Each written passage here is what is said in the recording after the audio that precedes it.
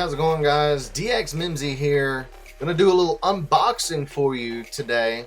Just in 2 days it came along and I was super excited and happy that they were really quick and fast with it. I did need some new equipment, some new stuff, because I was using some of my equipment when I went to the racetrack and did my racetrack videos. So I want to separate and have like my racing video equipment and then have my streaming video equipment. And these are some of the things that I suggest if you're starting out as a streamer and you're saving up some money. These are some of the things that I think are the best products. Some people may have a different way of wanting to produce their streams and produce their video content. So by all means, this is just my opinions and my reviews on these things. All right, I would also like to let you guys know that I have a recent video on the Buckshot Speedway YouTube channel. If y'all think I should upload it to my personal channel as well, leave it in the comments down below. Let me know. The hottest chip in the world, the one chip challenge. This thing was extremely hot, but it was super fun to play. I did make it past the 5 minutes, so go check out that video. I'll put the video in the link down below. So I like to appreciate Diamonds and Dirt at Buckshot Speedway. I'll leave a link to them down below as well, to their Facebook page. After the 5 minutes, they gave me this awesome Yeti cup. Go check them out. Diamonds and Dirt on Facebook. Link will be down below. Let's get into the actual video. I got quite a few Amazon packages, quite a few different ones, some bigger boxes over here to my side. So we're going to take the handy dandy knife and we're going to open this bad boy up. All right, so this is the C922 Pro HD streaming webcam from Logitech. It's 1080p, 30 FPS, 720p at 60 FPS. It also comes with a tripod. I suggest this webcam if you're starting out for streaming, because that's the same webcam I use, and I've used it for green screens, really fluent green screen. I'm very OCD, so when I did the green screen a little while and it worked wonders. I loved it. Now I don't do a green screen. I do the background stuff and it catches the lighting very well. I will say the only thing you would have to kind of adjust is your lighting and how that will. I like the natural lighting. I don't like doing the white balancing and stuff on the camera, because the more that you utilize on the camera, the more that the camera, is outputting to your device. You don't want that. You want the camera to be very fluid. You want to be as less robotic. You can go in, shut off the white balance, all that good stuff. Obviously, it's not a mirrorless DSLR style camera. This is like a budget camera. This with a tripod was like $53 off of Amazon. So go to Amazon, order you one of these if you're starting out as a streamer or just starting out as a YouTuber and you're doing videos and stuff. This is something super cheap to start out with. They do have the C920 at Walmart. You could grab that too. It's about $10, $20 cheaper. But honestly, being that this also comes with a tripod for just an extra $10-20, and I will say the 920 that I've seen online, it's noticeably downgraded.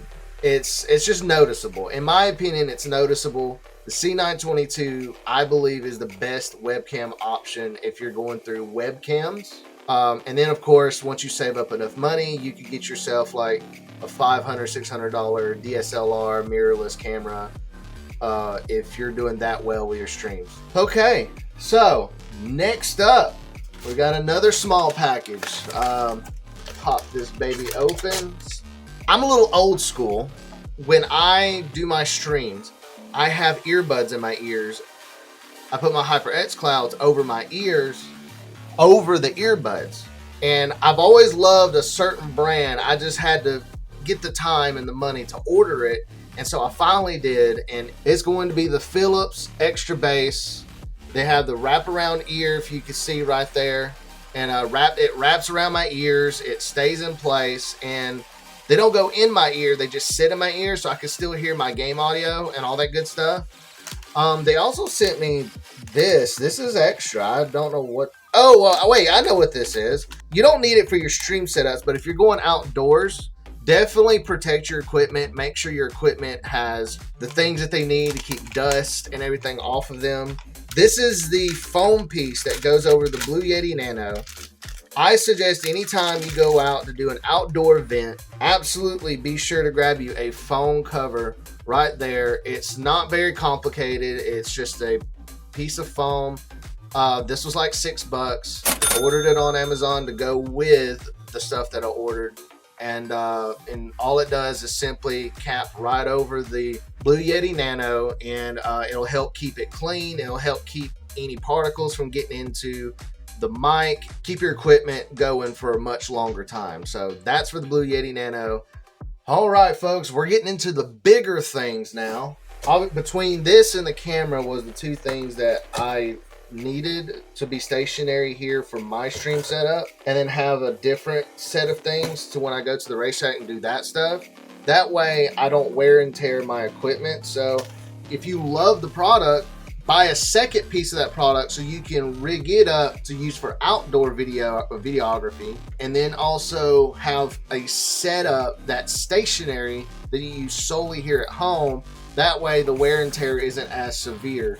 But this I ordered for here because it was blue. Of course, you guys, I gotta have something match up with the theme of my streams, the blue and green and the white and all that good stuff. So I decided to check it out and get me a Blue Yeti Nano, literally a Blue Yeti Nano. I got the blue tint color. I love these things. These things are amazing. I super enjoy them. In my opinion, the Blue Yeti Nano is the best USB device for streaming. Download the Blue Sherpa software on your desktop. And if you're streaming, I've always suggested use the desktop. You might as well save up for a desktop if you want to stream. And the Blue Sherpa does wonders. It helps keep the OBS from having to do any extra work. It's just you don't even have to have the program constantly running. You can just exit out of the program and it's still active. I got a box inside of a box. A box inside of a box inside of a box inside of a box. It comes with the cable. This actually looks sexy. Look at that. Look at that blue. I thought it was just gonna be like a basic blue. That's like a chrome blue, baby. Here's a little piece. That's where it attaches to, goes on here like so. That's what that piece is for. And that's what it does. It fits on there, and then you put your mic up there. If you're starting out, be sure to grab your first boom to go for your mic. It's not just like, I thought it was gonna be just your regular matte blue, looking like plastic blue, you know, but this is like a chromed. It's still kind of got a little bit of a matte color, but it has like a purple tint, and when the light shines on it, it's blue and a purplish chrome tint to it, and it's metal. Like it's definitely metal. You hear that? That's metal. Word of advice when you purchase a really nice mic is get the metal mics. Don't get plastic mics. I learned my lesson the hard way. I had gotten an Xbox Turtle Beach Stream mic, cheapest little $40. I think it was like, yeah, about $40 on Amazon. Used to be like these Xbox Turtle Beach Stream mics, and they were made out of plastic. So anytime you heard like any bumps, anything, it picked it up heavily. Any little thing like movement with the arm, it picked it up heavily. Like it was bad. And I would get so annoyed because I could never get that thing to work right. And when you talked into it, it had a very hollow sound. And it's something with the plastic casing that it was not very fluent because with your audio, and because materials matter for even sound. Just like how you have stuff on your walls to minimize acoustics, and you get the straight audio from your voice. Same thing, get a metal mic, because metal is sturdier and it doesn't vibrate with the voice, while the plastic is it just does a hollow sound and it doesn't sound genuine. Right now I'm using my Moto G stylus to record this video. I'm trying to kind of figure that thing out, and I have a tripod with it. So pretty much I got a good amount of equipment. That's what I'm recording this video on, is the Moto G stylus. I was thinking about ordering the Rode mic for my Moto G stylus phone when I do vlogs and stuff. So the mic quality I'm not very satisfied with the Moto G stylus.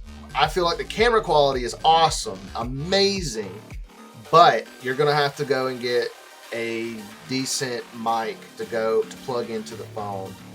All right, guys and gals, I hope you enjoyed the video.